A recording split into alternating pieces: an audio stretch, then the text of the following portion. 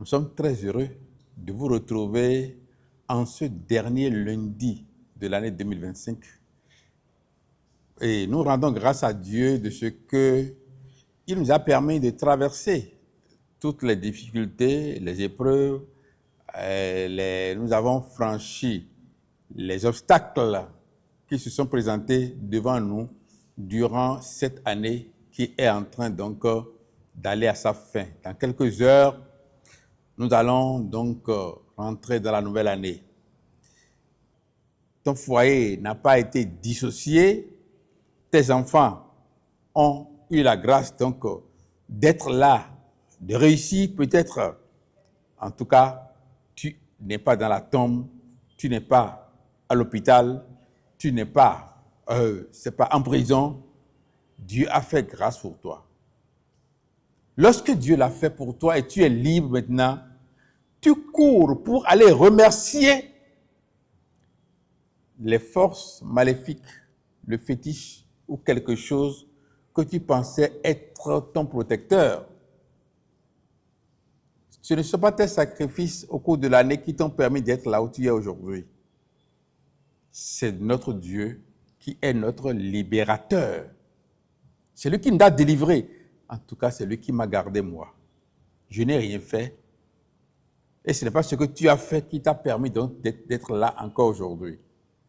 Alors, tu dois savoir que l'Éternel est ton rocher aussi. Bien-aimés dans le Seigneur, chers amis de l'émission Ce qu'il faut savoir, nous sommes très heureux de vous retrouver en ce dernier lundi de l'année 2025. Et nous rendons grâce à Dieu de ce qu'il nous a permis de traverser toutes les difficultés, les épreuves. Nous avons franchi les obstacles qui se sont présentés devant nous durant cette année qui est en train donc d'aller à sa fin. Dans quelques heures, nous allons donc rentrer dans la nouvelle année.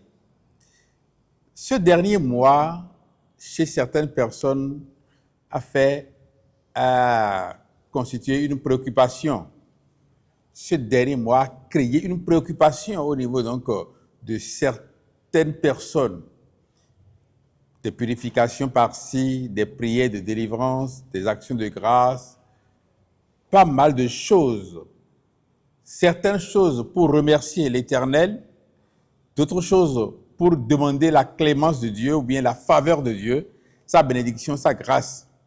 En même temps, beaucoup sont allés dans les forêts, à la plage, au cimetière pour faire des sacrifices afin de traverser donc cette période donc de fin d'année et de rentrer dans la nouvelle année avec la protection qu'il faut. La protection, c'est ça que nous recherchons. Qu'est-ce que David en a dit lorsque Dieu l'a délivré de la main de ses ennemis, comme il l'a fait pour chacun de nous durant cette année? Certainement que des gens ont essayé de porter atteinte à notre paix, à notre joie, et Dieu nous a protégés. Lorsque Dieu a fait la même chose pour David, il a chanté quelque chose dans 2 Samuel 22. Je lis à partir du verset 1. 2 Samuel 2, verset 1. David adressa à l'Éternel les paroles de ce cantique.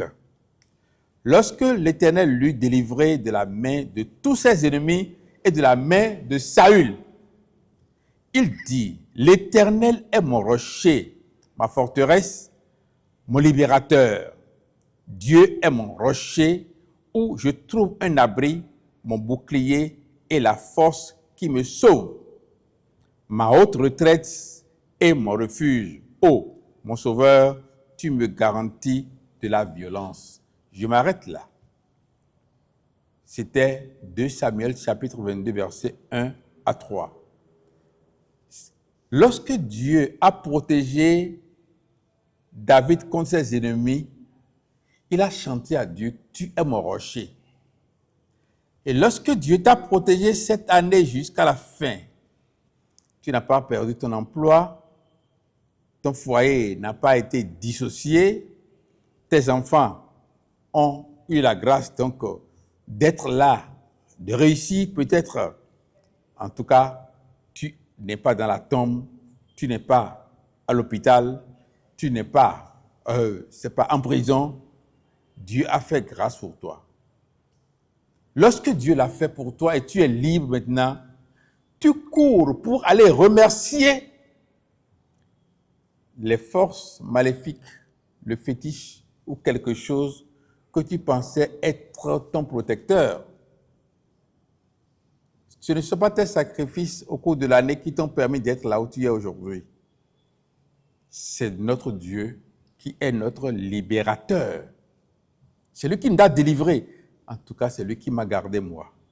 Je n'ai rien fait. Et ce n'est pas ce que tu as fait qui t'a permis donc d'être là encore aujourd'hui. Alors, tu dois savoir que l'Éternel est ton rocher aussi. Et tu vas arrêter de courir pour aller faire des purifications au carrefour ou bien dans les cimetières. Ta purification de 0 heure n'a rien fait pour toi. Parce que des gens l'ont fait et se sont retrouvés là où ils ne doivent pas se retrouver. C'est ça le vrai problème. J'ai rencontré un monsieur qui cherchait la paix. Il est allé, lui, dans une église où on lui faisait des purifications. Et suite à une situation, on l'a chassé de l'église encore. Parce que sa femme a eu les menstrues dans leur église. Vous voyez? Là où lui, il cherchait refuge, là où il cherchait la solution pour sa vie, juste le fait naturel. La menstruation, c'est naturel chez la femme. Et quand la période est arrivée, ce n'est pas parce que tu es dans une église, dans un temple que ça ne viendra pas. Mais quand c'est arrivé, ils ont arrêté de faire la purification. Et c'est à cette occasion que je l'ai rencontré. Je lui ai dit ceci. La force qui t'a chassé de chez toi et tu es allé te réfugier dans une église, cette force-là n'est pas puissante devant le Christ. Si tu crois en ce que je vais te dire, tu iras à la maison et c'est la force qui va te fuir. Il m'a écouté, mais il ne m'a pas cru. Il n'a pas cru en Dieu suite à mon message. Quelques jours après, il est allé voler la batterie sur un véhicule, un gros porteur garé dans la rue. Les apprentis l'ont attrapé, ils l'ont tapé et quand il est rentré chez lui, il est mort. La mort se trouve dans le péché que tu commets. La paix de ton emploi se trouve dans ton mensonge, dans ta tricherie, dans les trafics que tu fais. Et quand tu n'arrêtes pas cela, ce n'est pas la prière de fin d'année qui va te délivrer, non. Si tu dis ce que tu ne dois pas dire, tu vas te retrouver en prison. Eh bien, si tu évites de le dire, c'est ça le problème. Donc, notre liberté ou notre salut, notre paix, notre grâce, notre protection se trouve dans la parole de Dieu qui nous demande d'avoir un certain nombre de comportements. Bien-aimés dans le Seigneur, nous sommes en fin d'année. Recherchez la grâce de Dieu dans la crainte de Dieu. Et là, vous allez rentrer dans la nouvelle année dans quelques heures, mais avec la paix, la joie, la bénédiction, la grâce, tout ce qu'il faut pour être en paix. Pour finir cette émission, je vais adresser un mot à ceux qui ne sont pas libres. Vous êtes dans des situations peut-être compliquées. Vous êtes à l'hôpital, vous êtes malade, vous êtes peut-être en situation difficile. Votre refuge aussi, c'est l'Éternel. Quand lui va jeter son regard compatissant envers vous, il va prononcer votre guérison et vous allez vous lever pour rentrer chez vous. Alors je prie pour vous que Dieu jette ce regard envers vous, qu'il vous donne la guérison, qu'il vous donne la paix, la grâce, la joie, qu'il protège vos familles. Ce n'est pas les cérémonies de fin d'année qui vous protégeront. Ce n'est pas les rituels de fin d'année qui vous protégeront. Je n'en fais jamais et je suis toujours en bonne santé. On fait autour de moi, on le fait autour de moi, mais je ne le fais jamais. Je ne l'ai jamais fait dans ma vie. Et pourtant, je suis en pleine forme. Donc, ce n'est pas là la solution de votre salut. Dieu vous délivrera de votre situation. Il accordera la paix à vos familles respectives. Il va vous protéger pour que 2025 ne parte pas avec vous, que vous trouviez 2026 dans la joie, la paix, la grâce, la bénédiction. La paix profonde, la paix pour vous-même et autour de vous. Parce que David a chanté. Il a dit, l'Éternel est mon rocher et ma forteresse, mon libérateur. Dieu est mon rocher où je trouve un abri. Mon bouclier est la force qui me sauve, ma haute retraite et mon refuge. Oh, mon sauveur, tu me garantis de la violence. Que le Seigneur, le Dieu de paix, jette son regard sur chacun de vous afin que les troubles, les situations compliquées que vous traversez s'arrêtent à la fin de cette année 2025 et que 2026 soit l'aube d'un jour nouveau pour chacun de vous. Nous demandons cela à l'Éternel pour vous, au nom du Seigneur Jésus-Christ. Amen.